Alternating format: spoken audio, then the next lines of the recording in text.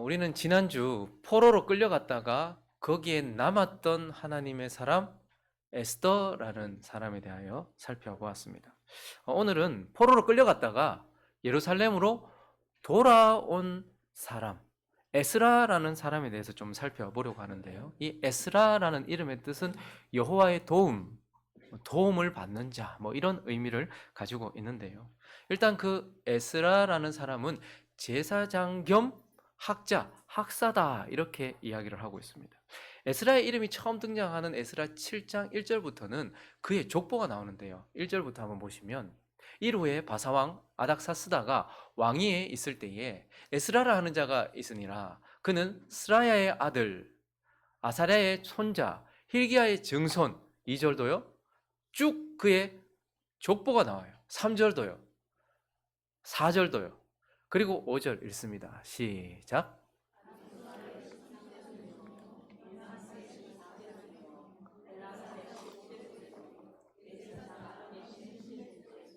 에스라가 누구라고요? 첫 번째 대제사장이었던 아론의 16대 손이다. 그러니까 그는 대제사장이다. 이렇게 말을 하고 있습니다. 그리고 11절을 보면요. 그의 두드러진 특징. 그는 제사장이기는 했지만 이미 성전도 다 회파되었고요. 포로로 끌려갔었잖아요. 근데 그에게 중요한 것은 11절입니다. 시작. 여호와의 계명의 말씀과 이스라엘에게 주신 율례 학자요 학자 겸 제사장인 에스라에게 아닥사스다 왕이 내린 조서의 처벌은 아래와 같으니라 라고 말하면서 이전 성경 버전은 학사 이렇게 해요. 그러니까 말씀을 서기관처럼 쓰고 그리고 또 그것을 연구하고 말씀을 가르치고 말씀을 실제로 훈련시키는, 그러니까 말씀과 관련된 사람, 제사장 겸 학사, 학자가 바로 에스라라는 사람이었습니다. 무엇보다도 하나님의 말씀에 능한 자, 그가 바로 에스라라는 사람이고요. 또 에스라는요 2차 포로 귀환 때 예루살렘으로 돌아왔던 하나님의 사람들을 이끌었던 지도자입니다. 그래서 그는 2차로 포로 귀환이 있었거든요. 포로도 3차로 끌려갔던 것처럼 나라가 다시 회복되어질 때 3차에 걸쳐서 이렇게 포로 귀환을 하는데요. 그때에 우리가 좀 이 흐름을 좀 알면 좋을 것 같아요. 표로 한번 정리를 해봤는데 605년쯤부터 시작해서 유다의 멸망이 시작됩니다. 이때 1차로 포로로 막 끌려가기도 하고요. 여호야김 왕과 함께 막 수많은 사람이, 그때 다니엘과 같은 사람들이 1차로 막 끌려가면서 나라가 멸망이 시작이에요. 그런데 결국 2차 포로가 가고 그 다음에 586년에는 결국 722년에 망했던 북이스라엘처럼 남유다도 완전히 멸망을 하게 됩니다. 그리고 남유다를 멸망시켰던 바벨론이, 그 무너지지 않을 것 같았던 바벨론이 페르시아에 의해서 멸망하게 돼요. 그래서 이제 페르시아의 왕 고레스가 칙령을 내립니다. 유대인들은 다 돌아가도 좋다. 너희가 예루살렘으로, 이스라엘로 돌아가고 싶으면 돌아가도 좋다라고 고레스가 칙령을 내려줍니다. 허락을 해준 것이죠. 그때에 538년에 그 칙령이 있자마자 1차로 포로 기한이 시작되는데, 그때에 1차 포로들이 한 5만여 명, 5만 명이 안 되는 숫자예요. 4만 9천 몇 명, 이렇게 해서 일어납니다. 그리고 그때의 지도자로 스룹바벨이라는 사람, 혹시 들어보셨습니까? 스룹바벨이라는 사람이 한 5만여 명을 데리고서 1차 포로 귀환을 합니다.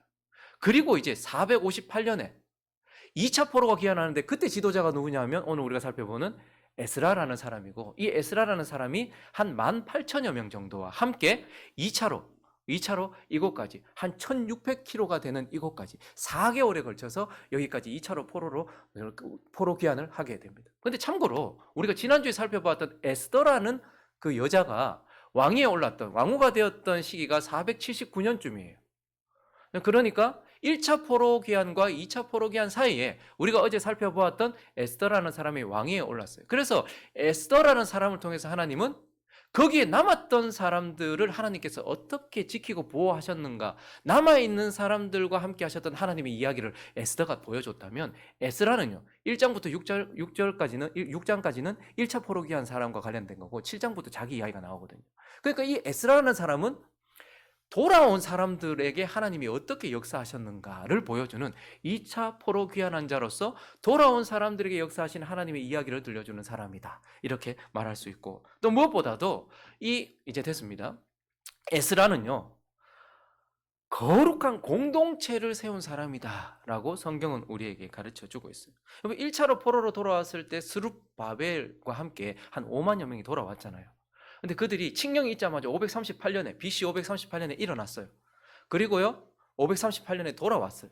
그리고 돌아온 지 한 2년쯤 되었을 때 536년 BC 536년쯤에 드디어 성전을 건축하기 시작합니다. 하나님과의 교제를 다시 회복하기 위하여 536년 BC 536년에 성전을 건축한단 말이에요. 그런데 이 성전 건축을 대적자들이 가만히 두지 않겠죠. 엄청나게 방해를 해요. 그리고 돌아온 사람들이요 무너져도 너무 무너진 거예요. 예루살렘이. 이뭐 경제는 완전히 파탄이 났고 뭐 치안이나 국방 아무것도 되지 않은 이곳에서 자기 집보다 먼저 성전을 건축하려고 했는데 방해도 받고 너무 사는 것이 힘드니까 낙심을 해버렸어요. 그래서 성전 건축이 중단이 돼버립니다. 536년에 시작됐던 성전 건축이 중단이 되었는데 약 16년 정도 중단이 돼버렸어요. 그러니까 BC 520년까지 성전 건축이 중단이 돼버린다라는 것을 보고 있어요. 그런데 그때 하나님께서 어떻게 하십니까? 뭐 스가랴, 뭐 학개 이런 선지자들을 통해서 하나님의 백성들을 다시 일으켜서 그들이 성전 건축을 다시 시작하고 결국 BC 516년에 드디어 돌아온 지 한 약 22년 만에 성전 완공이 되어져요.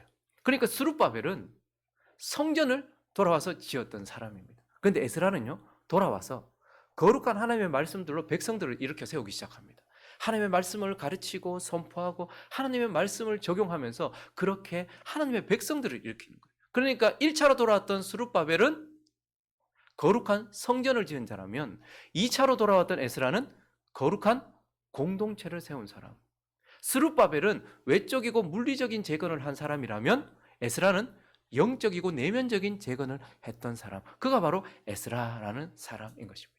그래서 우리는 오늘 이러한 배경을 가지고 있는 에스라라는 인물을 통하여서 하나님께서 우리에게 주시는 교훈 한 두 가지로 나누어서 살펴보려고 하는데요. 첫 번째는 우리는 에스라와 그와 함께 기록된 사람들을 통해서 우리가 하나님께 거룩하려면 어떻게 해야 되는가에 대하여 교훈을 받을 수 있게 됩니다. 이스라엘 민족, 유대인들은 그들에게 두드러진 특징이 있는데 그건 뭐냐면 세상과 구별되려는 거예요. 세상 사람과 구별되려고 해요. 그리고요 하나님께도 구별되어서 거룩해지려고 하는 특징을 가지고 있어요. 거룩이라는 것을 목숨 걸고 지켰던 사람들입니다. 그래서 세상 사람과 자기는 다르다는 거예요. 그리고 하나님 앞에서도 거룩하기를 그렇게 소망하고 열망했던 사람들입니다. 그렇기 때문에 1차로 포로로 귀환했던 사람들, 2차로 돌아왔던 사람들, 이러한 사람들이 사실 돌아온 이유는요 거기서 무슨 부귀영화를 누리기 위해서가 아니었어요. 오직 한 가지 이유였어요. 거룩해지려고, 거룩을 위해서 돌아왔던 것입니다. 그래서 그들은요 더럽게 여겨졌던 그 바벨론 땅에서 거룩하다 여겨지는 예루살렘으로 다시 돌아왔던 거예요. 거룩을 위해서 예루살렘으로 다시 돌아왔던 것입니다. 그리고 그들이 거룩해지려고 어떻게 하는 거예요? 성전을 건축했던 것입니다. 그렇게 어렵고 힘든 상황 가운데서도 성전을 건축했던 거예요. 그리고요 그들이 거룩해지려고 어떻게 했냐면 다시 제사를 지내기 시작했고요 절기를 지키기 시작했어요. 돌아와서 첫 번째 유월절 얼마나 감격스러웠겠습니까? 그런데 그들이 더럽게 여겨졌던 바벨론, 저기 갈대아 지역이 아니라 폐허가 되고 완전히 아무것도 없는 무너진 그 예루살렘으로 돌아왔던 이유는 그 땅이 거룩하다고 생각했기 때문이고 죽을 똥 살독 성전을 건축했던 이유도 그리고 제사를 지키고 절기를 행했던 것, 여러분 제사와 절기에도 수많은 비용이 들어갑니다. 그런데 그렇게 했던 이유가 무엇이냐면 딱 하나예요. 거룩해지려고, 거룩을 추구했기 때문입니다. 그런데요 그들의 그러한 열심과 노력의 결과가 뭐냐? 에스라 9장으로 한번 가볼까요? 1절과 2절을 읽어주십시오. 시작.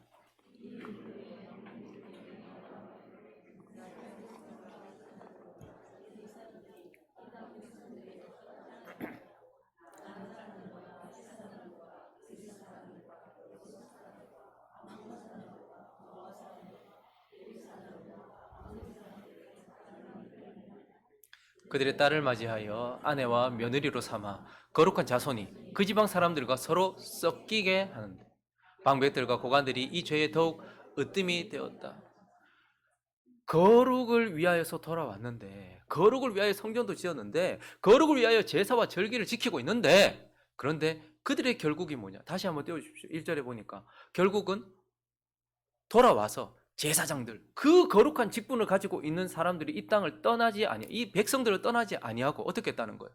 가나안 사람, 헷 사람, 브리스, 여부스, 암몬, 모압, 애굽, 아모리 사람들의 가증한 일을 행했다. 그러니까 지금 하나님께서, 그리고 2절에 가보니까 딸들을 맞이해서 결혼을 했다 이렇게 얘기해요. 지금 하나님께서 이들이, 아니 제사장들이, 레위인들이, 이스라엘이 어떻게 국제 결혼을 했냐, 지금 국제 결혼을 한 것에 대하여서 지금 하나님께 책망하시는 것이 아니고, 그들이 섬기던 신들을 하나님과 함께 겸하여 섬기는 사람이 됐단 말입니다. 단순히 그들과 결혼을 한 것, 통혼을 한 것을 하나님께 지적하시는 것이 아니라 거기에 있는 사람들과 함께 통혼을 하면서 어떻게 해요? 그들이 섬기던 신도 함께 겸하여 섬겼단 말이에요. 하나님도 섬기고 가나안에 있는 우상도 함께 섬기는 자가 되었단 말이에요. 그리고 섞였다, 결혼했다라는 것은 결국 그들이 세상 사람들과 같아졌다 이 말입니다. 그들의 가치관과 같고 그들의 시각과 같고 그들이 추구하는 것을 같은, 그러니까 구별을 위하여, 거룩을 위하여 돌아왔지만 결국 그들은요 세상 사람과 똑같은 모습이 되었다 이렇게 말하고 있어요. 그래서 하나님은요 외적인 변화, 거룩한 땅이라고 여겨지는 공간으로 와도, 거룩한 성전이라고 여겨지는 성전을 지어도, 그리고 그 속에서 제사와 절기를 지내며 종교 행위를 한다 할지라도 이러한 외적이고 형식적인 변화는 결코 사람을 하나님 앞에서 거룩하게 할 수 없다는 거예요. 수많은 사람들이 지금도 같은 시간에 하나님께 예배하고 있습니다. 온 세상 사람들이 주의를 지키면서 하나님께 예배하고 있어요. 그런데요, 이러한 외적이고 형식적인 것은 결코 그렇게 하나님 앞에서 거룩하게 우리를 세우지 못한다는 거예요. 그래서 하나님은 이 에스라를 통해서 사람이 진짜 하나님 앞에 거룩해지려면 어떻게 해야 되는가를 우리에게 보여주고 있어요. 어떻게 해야 되는가? 외적인 변화로는 안 된다. 내면의 변화가 있어야 된다는 거예요. 사람이 진짜 하나님 앞에 거룩하려면 내면이 변화되어야 된다는 거예요. 그래서 에스라 7장 10절을 보시면요, 에스라가 여호와의 율법을 어떻게 했다고 말합니까? 여호와의 율법, 여호와의 말씀을 연구했다 이렇게 얘기해요. 저기서 연구하다라는 단어는 다라시라는 단어입니다. 근데 저 단어는 단순히 연구했다, 아이고 뭐 공부했나 보네, 성경 공부했나 보네, 제자 훈련했나 보네, 아니요. 저기서 연구하다라는 다라시는 간절히 찾다, 구하다, 탐구하다. 그래서 열정적인 추구, 그리고 사랑으로 붙듦, 이런 의미를 가지고 있어요. 그러니까 하나님의 말씀을 어떻게 했다는 거예요? 마음으로 붙잡았다는 거예요. 하나님의 말씀을 마음으로 붙잡았다. 하나님의 말씀을 추구했다. 하나님의 말씀을 사랑했다. 지금 그래서 그들의 외적인 변화가 아니라 제사를 얼마나 드렸는지, 헌금을 얼마나 했는지, 성전을 짓기 위해서 얼마나 노력했는지, 이게 아니라 그들의 마음이 하나님의 말씀을 향하여 얼마나 사랑했는지, 그 하나님의 말씀을 향한 갈급함, 그러한 마음으로 마음이 바뀌어야 된다는 거예요. 우리가 하나님의 말씀을 사랑하는 마음, 하나님의 말씀을 추구하는 마음, 하나님의 말씀을 따르는 마음, 이러한 마음으로 바뀌어야 된다는 거예요. 그리고요 10장 1절을 가보시면요, 에스라가 하나님의 성전 앞에 엎드려, 그런데 보니까 제사장들하고 전부 다 와서, 아니 그 더러운 땅에서 이 거룩한 땅으로 와가지고 하나님 앞에 거룩하게 살려고 했던 사람들이 시간이 지나고 보니까 세상 사람과 똑같아진 거예요. 그러니까 기가 찬 거죠. 그래서 하나님의 성전 앞에 엎드려서 울어요. 우리가 왜 망해가지고 저기까지 갔다가 70년 만에 돌아왔는데 이게 우리가 세상 사람들과 똑같아졌기 때문이 아니냐, 하나님 앞에 거룩을 잃었기 때문이 아니냐. 그랬는데도 불구하고 하나님이 은혜를 주셔가지고 70년 만에 우리를 돌아오게 하셨는데 돌아온 이곳에서 또 똑같은 행동을 하고 있으니 에스라가 기가 차서 엎드려서 엉엉 웁니다. 그런데요 그때에 죄를 자복하고 많은 사람들이 크게 통곡하면서 하나님 앞에 나왔어요. 뭐예요? 진정한 변화는 우리 내면에 죄를 미워하고 죄를 멀리하는 마음으로 바뀌어야 된다는 거예요. 하나님의 말씀을 가까이하고 하나님의 말씀을 사랑하는 것과 나의 인생을 무너뜨리는 것이 얼마나 좋아 보이다 할지라도 그 죄를 미워하고 그 죄를 밀어내는 그러한 내면에 우리 마음의 변화가 있어야 돼요. 우리 마음이 도대체 뭘 사랑하고 있는지, 우리 마음이 뭘 미워하고 있는지. 그런데 진정한 하나님 앞에서의 거룩은 내 마음이 하나님의 말씀을 붙들고 내 마음이 죄를 미워하면서 하나님의 말씀을 추구하고 사랑하고, 그리고요 죄를 미워하는 마음, 이러한 내면의 변화가 있어야 된다는 거예요. 그럼 무엇보다도 정말 우리가 하나님 앞에 거룩해지려면 외적인 변화, 형식적인 변화가 아니라 실제적인 변화가 있어야 된다라고 에스라를 통해서 말해주고 있어요. 다시 7장 10절을 보실까요? 에스라가 여호와의 율법을 연구했대. 다시 추구하고 계속 밤낮 묵상하고 기뻐하고 즐거워했어요. 그런데요 거기서 멈추지 않고 뭐라고 말합니까? 연구하여 어떻게 했대요? 준행. 우리가 말씀을 추구하는 이유는 살기 위해서예요. 밥을 먹는 이유는 움직이기 위해서 아닙니까? 마찬가지로 그 밥을 즐기는 것, 그건 정말 악한 거예요.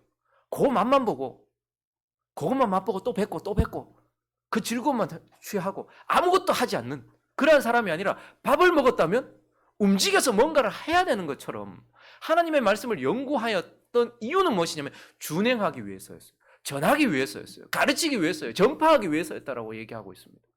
그러니 실제적인 변화는 무엇이냐면 내가 진짜 말씀 한 자락이라도 따라 사는 겁니다.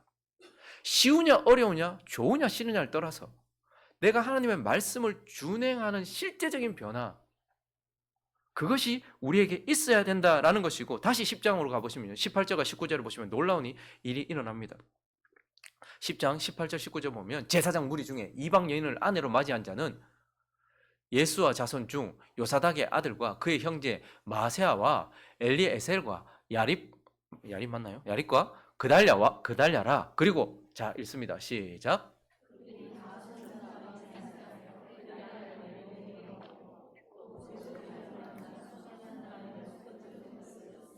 그들의 마음의 변화만 있었던 게 아니고 그들이 실제적으로 어떻게 하는 거예요?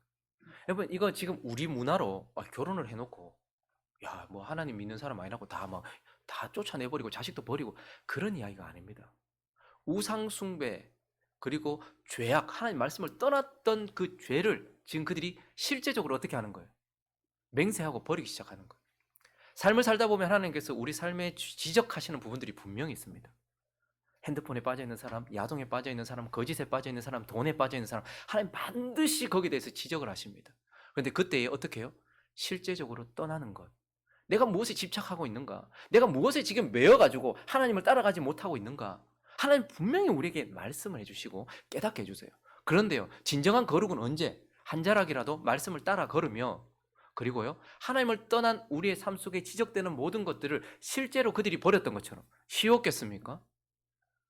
그들이 사랑했던 그 죄를 버리는 게 쉬웠겠냐는 말이에요. 그런데 그들은 실제적으로 그것을 버렸어요. 거짓을 버렸습니다. 입에 지적을 받은 사람은 말을 조심해야 합니다. 손에 지적을 받은 사람은 손을 조심해야 합니다. 눈에 지적을 받은 사람은 눈을 조심해야 합니다. 그래서 그들은 실제적으로 그것을 버렸다 이렇게 말하면서, 그들은 그러니까 진정한 변화는 내면의 변화, 실제적인 변화. 그래서 예루살렘으로 돌아오는 것이 아니라 하나님께 돌아와야 된다는 거예요. 하나님께. 우리가 교회에 오는 것이 아니라 교회에 계신 하나님을 만나야 되고요. 눈을 감는 것이 아니라 눈을 감았을 때에 우리 가운데 역사하실 하나님을 바라봐야 되는 거잖아요. 그래서 그들의 몸이 예루살렘으로 옮겨진 것이 아니라 그들 전부가 하나님 앞에 서서 내면의 변화와 실제적인 변화를 추구할 때야 비로소 어떻게 된다는 거예요? 거룩이 시작된다라고 우리에게 가르쳐 주면서, 오늘 이 돌아왔던 에스라를 통해서 하나님은 우리가 하나님께 거룩하려면 외적이고 형식적인 그런 변화 가지고는 절대 변화되지 않는다. 거룩할 수 없다. 너희가 하나님께 돌아와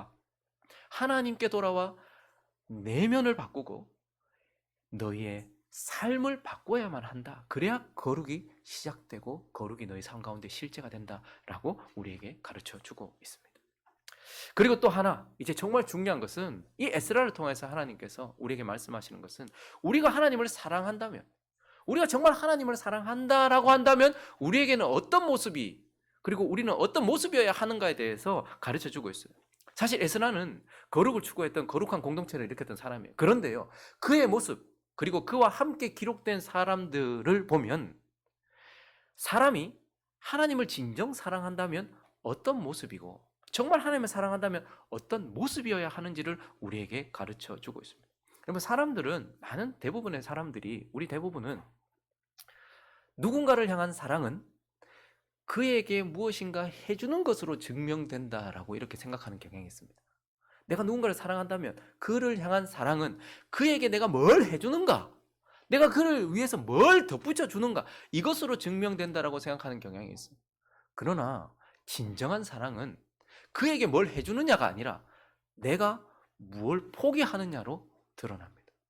진정한 사랑은 내가 뭘 내려놓았느냐로 드러난다라는 말이에요. 그러면 최근에 가장 감동적으로 은혜 받았던 드라마가 하나 있습니다. 폭삭 소가수다라는 드라마가 있어요. 여러분들은 말씀과 기도에 전무하기 때문에 드라마도 안 보시면서 그래도 드라마 얘기하니까 좋아하신다, 그죠? 이 드라마는 1950년도 제주를 배경으로 이렇게 시작이 되는 드라마인데 1950년이니까 우리나라가 얼마나 어려웠을 때였겠습니까? 거기다가 갇힌 공간인 제주예요. 폐쇄적인 공간입니다.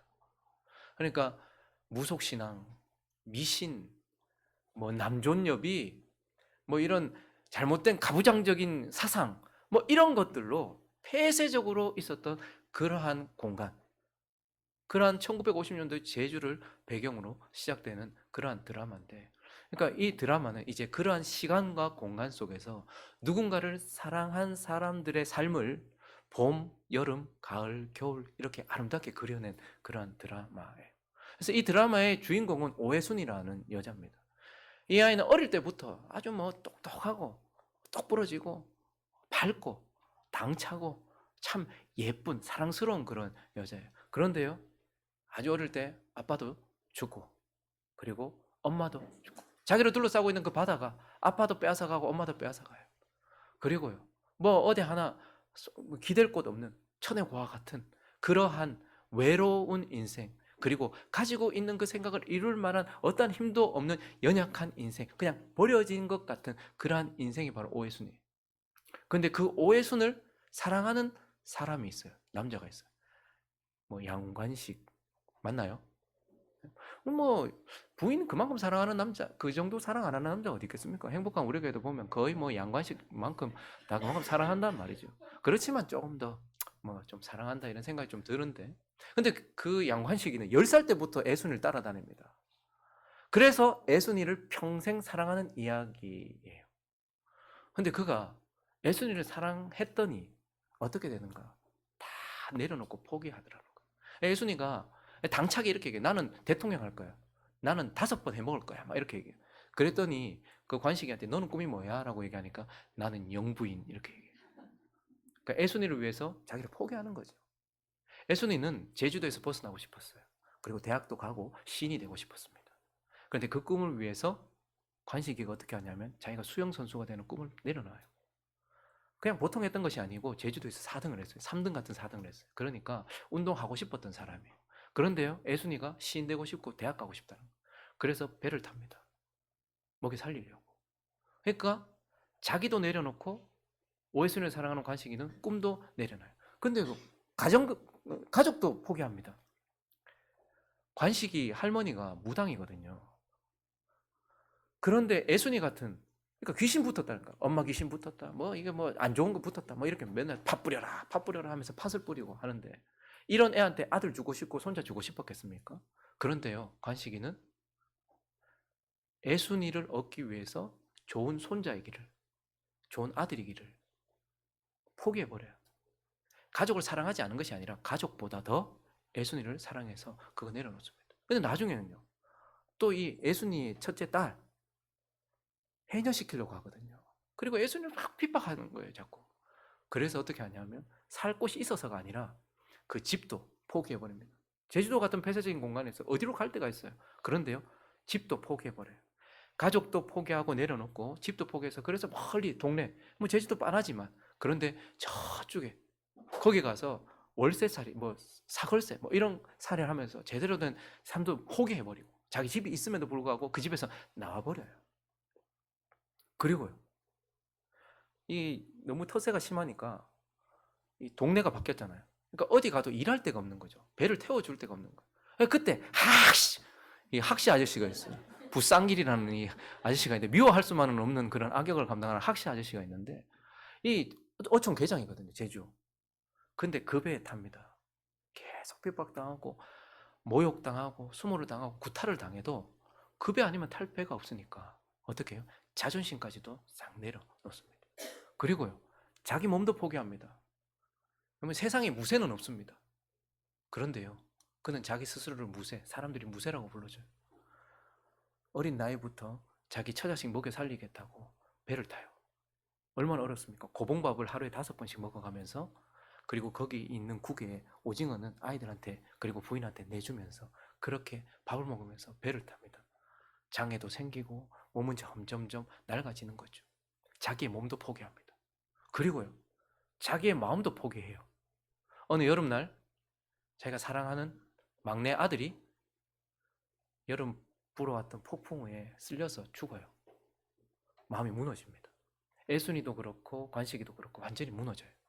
그 사랑하는 막내가 죽었으니까. 그래서 한 번도 씌워보지 않았던 배를 씌워요. 배도 띄우지 않고 3일 동안 엎어져 있었습니다. 그런데 보니까 자기 첫째 딸도 죄책감이 시달리고 있는 거예요. 나 때문에 죽은 거 아니냐고. 둘째 아들도 나 때문에 죽은 거 아니냐고. 애순이도 점점점 시들어가고 있는 거예요. 그래서요, 사실 아들을 마음에 묻는다는 건 쉬운 일이 아니잖아요. 그 마음도 추스를 시간이 필요하지 않습니까? 그런데요, 3일 쉬었다가 배를 띄웁니다. 고봉밥을 먹고. 자기 마음은 추스리지도 못한 채 자기의 마음도 내려놓고 포기하고 그렇게 나아가요. 그리고 마지막에는요, 그에게는 딱 한 평생 배 하나가 있었습니다. 자기 아이들의 이름을 딴 금은동배.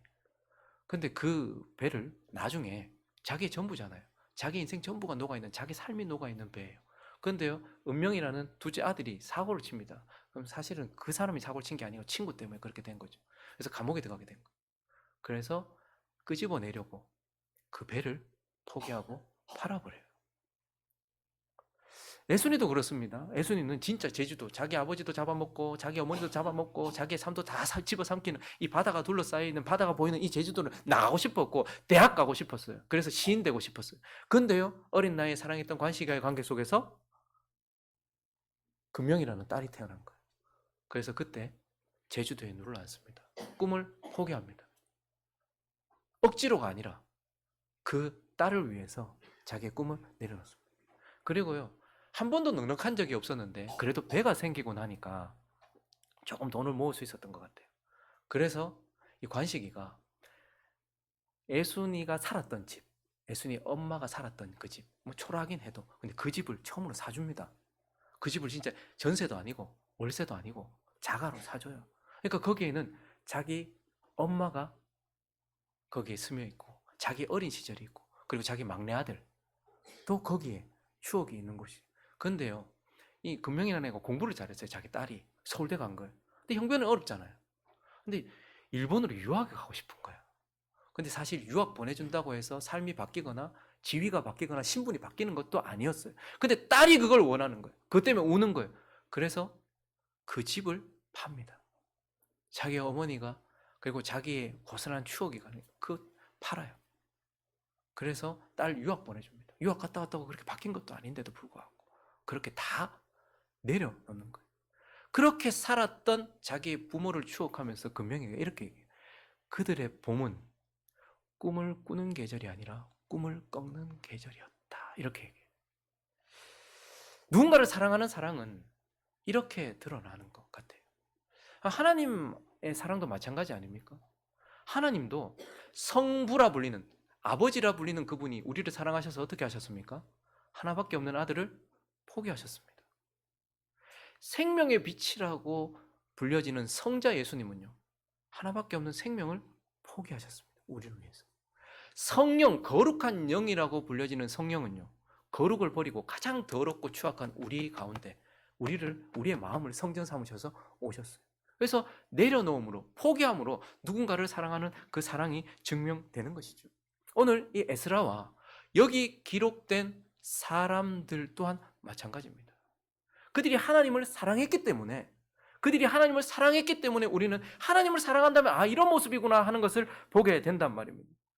에스라 2장 1절과 2절을 보시면 1차로 돌아왔던 사람들입니다. 옛적에 바벨론 왕 느부갓네살에게 사로잡혀 바벨론으로 갔던 자들이 자손들 중에서 노임을 받고 예루살렘과 유다도로 돌아와 각기 각자의 성읍으로 돌아간 자 하면서 스룹바벨, 예수와 느헤미야, 스라야 하면서 쭉 이름이 나와요.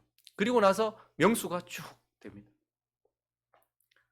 이들이 하나님을 사랑했기 때문에, 여러분 그 당시에 예루살렘 완전히 폐허가 됐던 도시입니다. 경제 파탄 난 곳이에요. 그리고 자기 하나 지키기 힘든 곳이었습니다. 그런데 어떻게 합니까? 이들은 여기 70년 있으면서 다 살만했어요. 이제 자리 잡았어요. 근데 하나님이 사랑했기 때문에 어떻게 하는 거예요? 세상과 세상에 있는 것을 포기하는 거예요. 내려놓는 거예요. 에스라는 어떻습니까? 7장 6절을 보시면요. 그 사람 보통 사람 아니었어요. 이 에스라가 바벨론에서 그러니까 이제 그 땅을 버리고 올라왔단 말입니다. 그는 이스라엘의 하나님 여호와께서 주신 모세의 율법에 익숙한 학자로서 그의 하나님 여호와의 도우심, 이건 보이잖아요. 하나님의 도우심만 있었던 게 아니고 왕에게 구하는 것은 다 받는 자래요. 페르시아 왕이 그냥 페르시아 왕한테 한마디만 하면 다 해주는 사람이란 말입니다. 그러니까 얼마나 편안한 삶이었을 것이고 얼마나 풍요한 삶이었겠어요. 그런데 에스라는요, 거기서 있었으면 높은 관직도 가졌을 것이고 거기 있었으면 정말로 편안하고 정말 높고 거룩하게 정말 그렇게 살았을 것 아닙니까? 그런데 에스라는 자기를 내려놓습니다. 나의 성공이 아니라 하나님의 성공을 위해서 하나님의 사랑했기 때문에 자기 자신을 포기해요. 자기 자신이 귀한 것들을 내려놓았다라는 것을 보게 됩니다. 그리고 에스라 10장도 보시면요, 이제 우리가 읽었지만 제사장 무리들이 이방 여인, 아내로 맞이했던 여인들, 그러니까 자기가 사랑했던 것이잖아요. 그거 내려놓기 시작합니다. 19절을 보시니까요, 그들이 다 손을 잡고 맹세만 했던 것이 아니고 진짜 보내기로 해서 정말로 보냈다 이렇게 얘기합니다. 눈물을 흘리면서 보냈어요. 여러분, 내가 사랑했던 걸 덜 사랑했기 때문이 아니에요. 세상이 덜 좋았기 때문도 아니에요. 내 꿈이 덜 소중했기 때문이 아니라 하나님을 더 사랑했기 때문인 거죠. 그래서 하나님을 사랑했더니, 여러분, 우리 같은 자가 하나님 사랑하는 게 뭘로 드러나겠습니까? 내 헌금도 이만큼 했고, 하나님 무슨 돈이 없는 분도 아닌데 내가 하나님 뭘 위해서 했습니다. 이걸로 뭘 증명하겠냔 말이에요. 하나님은 우리에게 말씀하십니다. 에스라가 나를 사랑했다. 왜? 그가 뭘 내려놨는지를 보여주잖아. 내려놓은 것, 포기한 것으로 그렇게 드러난다라고 말하면서, 우리가 정말 하나님 사랑한다면 세상이 좋지 않아서 세상을 멀리하는 게 아니잖아요. 세상에 있는 것들이 좋지 않아서가 아니잖아요. 하나님 때문에, 하나님 더 사랑하기 때문에, 내가 덜 소중하기 때문도, 내가 사랑하고 붙들었던 것이 이제 사랑스럽지 않기 때문이 아니라 하나님을 더 사랑하기 때문에 그것을 내려놓는 것. 그래서 에스라를 통해서 하나님은 정말 하나님을 누군가가 사랑한다면 이러한 모습이다 라고 우리에게 가르쳐주고 있는 것입니다. 말씀을 정리하겠습니다. 여러분, 인생의 목표는 무엇입니까? 뭘 위해서 지금 살아가고 계십니까? 많은 그리스도인들이 스스로가 하나님의 백성이라고 말하면서 이 세상 속에 살면서 목표를 물어보면 결국은 더 벌고 더 편하게 살고 자기를 실현하는 거예요. 근데 그거 자세히 보면요, 세상 사람이 추구하는 것과 똑같아요. 그리스도인이라고 자기가 스스로 말하면서도 세상 사람들처럼 이 땅에서 더 벌고 더 먹고 더 편하고 더 잘 사는 것. 그래서 결국 목표는 뭐냐면 세상 사람과 똑같은 것, 같아지는 것이고 세상에 있는 것들을 하나님이 아니라 더 사랑하게 되는 것, 그걸 목표로 삼고 우리는 또 그걸 위해서 또 기도도 해줘요. 근데 에스라는, 그리고 에스라와 함께 했던 사람들은 전혀 달랐습니다. 그들은 먹든지 마시든지 무엇을 하든지 하나님께 거룩하게 사는 것을 목표로 했어요. 그리고요, 하나님을 사랑하는 것을 목표로 했단 말입니다.